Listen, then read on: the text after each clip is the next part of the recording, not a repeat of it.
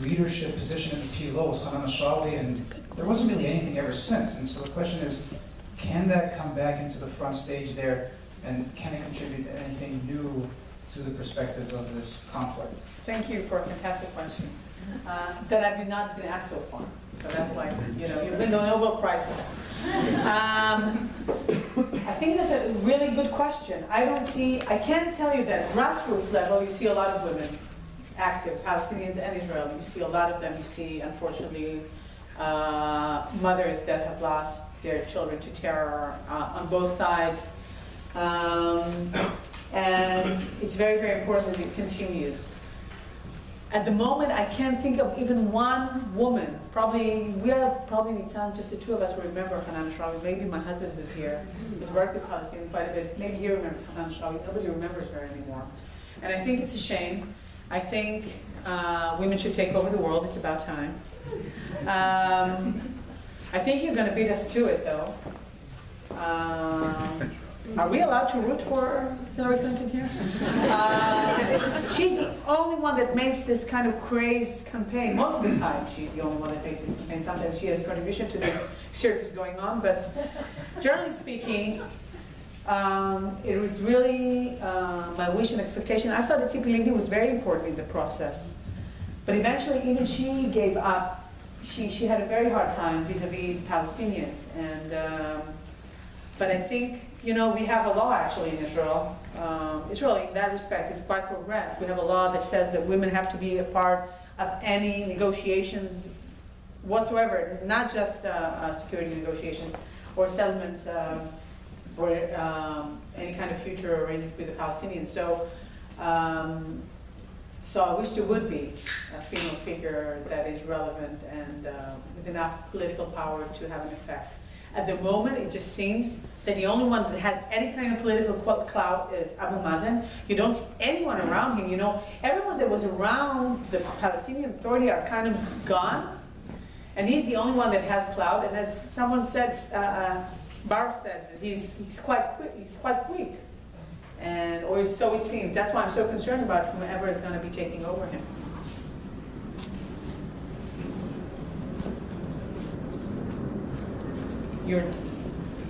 He's next. Favoritism. Sorry.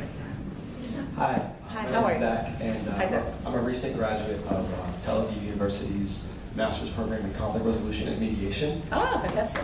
And one of the He's in Tel Aviv, great.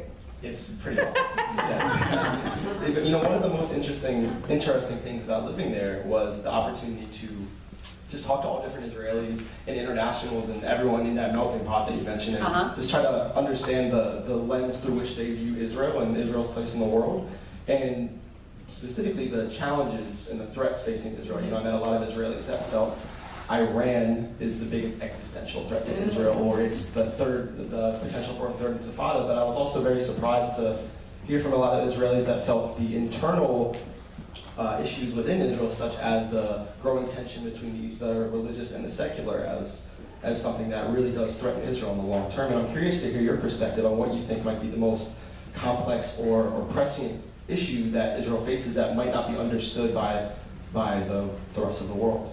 Thank you so much for the question, Zach. First of all, I don't call it Iran while I'm visiting here. I call it the I word. I'm not sure that Israelis are allowed to say Iran in America. So I call it the I word. So in regards to the I word, I thought it wasn't a good deal. But I think if you would ask me what are the biggest hazards, the biggest problems that Israel have, it's not, by the way, the secular and the religious. That is just one element of the tension. There is a whole social climate that is challenging, to say the very least. If you look at the incitement towards President Ruby Rivlin, Mark Zuckerberg really created a monster. It's true. I mean, we're grateful for it, but it's a monster. And nobody knows how to control it at the moment. And in Israel, it has a very, very troubling effect. I am probably one of the few that think that our social challenges outbeat our security challenges. And for one reason and one reason just one reason, because when it comes to security, we are all together. We stand as one. There is no way to budge, to move, to shove. When it comes to Israel's security, we all feel one, even if we don't always think the same. But there is no way, no how, no chance my brothers and sisters in the south will be rocketed and I will not be there on their side. There is no chance of that happening. It's the same if it happens in Tel Aviv or up north or wherever. When it comes to the social tension, then in comes the T word. Do you know the T word? Tolerance. Tolerance is probably the one thing, major thing that we have lost prior to Yitzhak Rabin's assassination and following it. And it's like release the valve, you know, like the steam is coming out. No, it's been coming out for 20 years.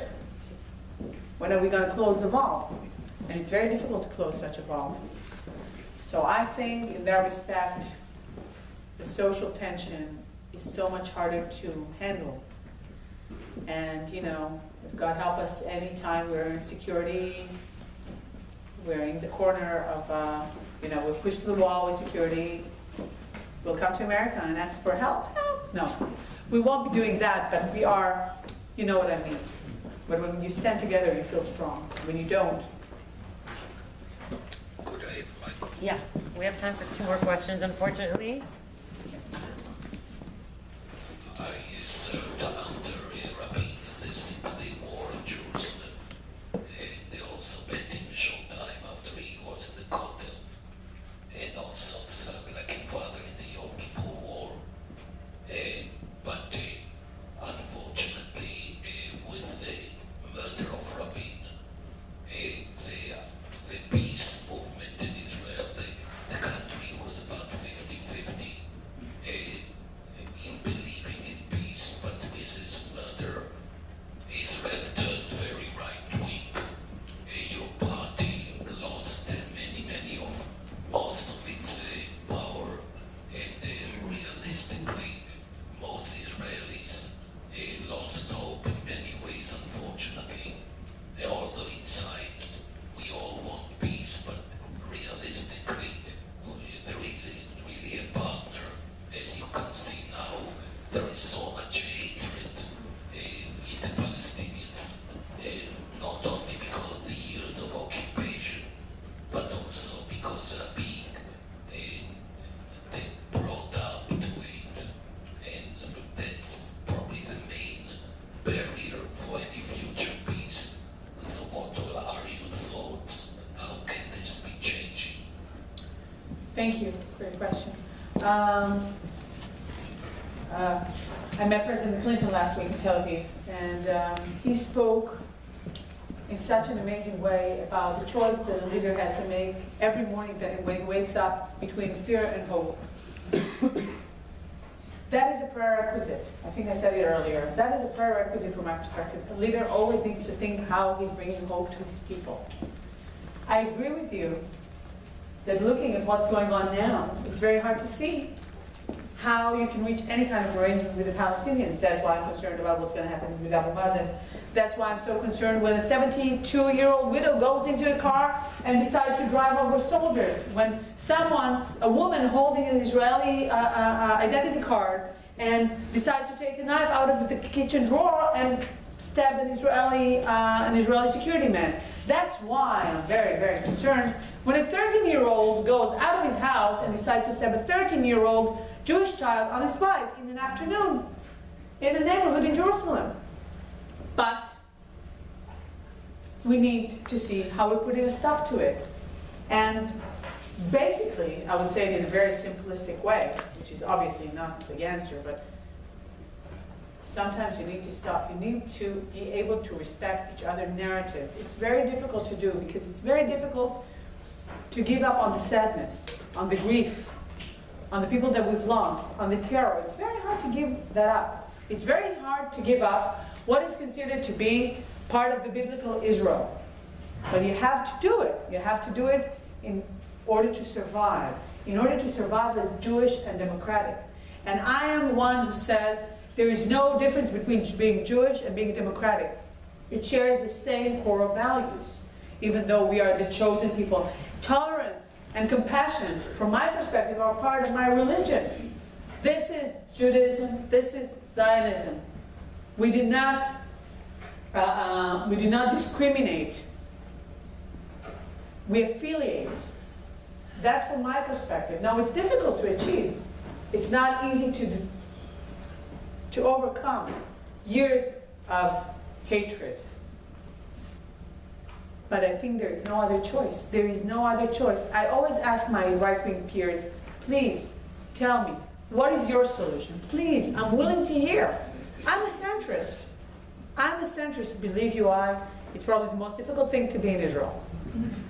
If you're very left, then you know what you are. If you're very right, you know what you are. When you're centrist, and you have to convince other people that being moderate, that being centrist, that wanting security alongside an arrangement with the Palestinians do not contradict.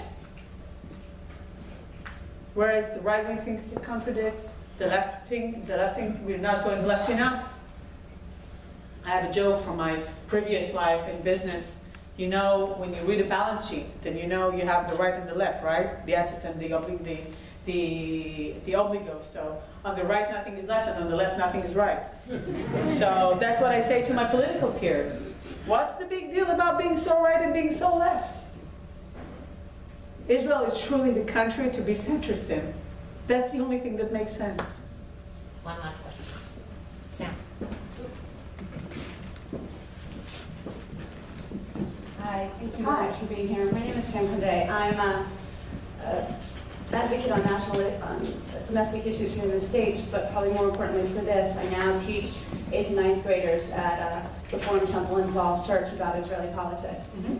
And one of the things that I'm doing is teaching them with a very active listening, facilitation kind of approach, so that they get both narratives and then they discuss, and I keep saying to them, it's really important that you disagree because I want you to learn how to do that so that we can help to frame the best conversation for the best solution on this issue or anything else. So in all of the work that I've done, one of the questions I continue to have myself has been, when Israeli leaders, particularly over the last 20 or 30 years, have offered up peace agreements to Palestinians, they've said no because of right of return. Do you see now any particular Arab countries or particular leaders, not necessarily just within the Palestinian community, but in Egypt, in Saudi Arabia, in Jordan, I guess not so much Syria for the last few years, Lebanon, that can really put that pressure to say, hey guys, it's time to accept it, let's move on. You're not going to get that, but you're getting this great offer. Let's go for peace, let's make this whole region this economic prosper. Yeah. I'm putting, if I would have to put my chips on anything at the moment, that would be on the fact that we really need Egypt, Jordan, and Saudi Arabia as the moderate factors in the region to bring themselves together and convince the Palestinians that that's the best they're going to get. There will not be a right of return. There will be a solution in Jerusalem that is not divided on apartheid Jerusalem. Obviously, there will be freedom of religion in all of Jerusalem. Actually, this morning I heard from a reverend, from a woman pastor, saying that a lot of the Christians in America are concerned with the question: will they be able to go to sacred places in the Palestinian Authority? What to be? That will be potentially a Palestinian state. Will they have freedom of religion there? That's what they're concerned about. As I told her, let's get there. That should be our concern. I'm very much hoping for the support of these countries. I think that Egypt is going through an amazing social process at the moment. I'm really holding my fingers crossed for them, because it's very, very important for them and for the region. But obviously, any kind of arrangement that we will be able to reach will need true partnership with America and Europe. We will always need, unfortunately, I'm saying that, we will always need very strong security measures to be met for the purpose of actually reaching peace. You know, they say that I think in America you have that saying that fences make good neighbors, right? So it is unfortunate that we need fences, but in some way it makes sense. And my only hope and prayer is that in spite of the fences, in spite of the walls, we will be able to let the people of both countries, and you said that the majority of the people now don't want or don't believe in peace. 2/3 of the people, which was not the case when Yitzhak Rabin was a prime minister, 2/3 of the people think that we need to reach the two-state solution. On the same count, the same 2/3 don't believe it can be achieved. We need to prove that it can be achieved in order to maintain a strong Jewish democratic state in Israel, alongside, hopefully, a peaceful neighbor that maybe, sometime will be called Palestinian Authority or Palestine, as one would expect. Thank you. Thank you, MK.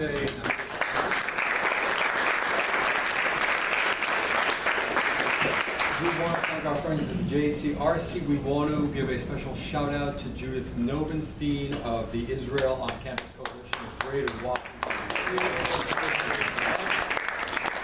This was a wonderful event. We hope to have you here again, and thank you so much Hope for to come again. your remarks. Do you have a few moments after the lecture to speak to well-wishers? Just a bit, I think I have. I have, this is the time czar. I the time czar, so I will do, yeah, thank you so much. Thank you so much. Thank you.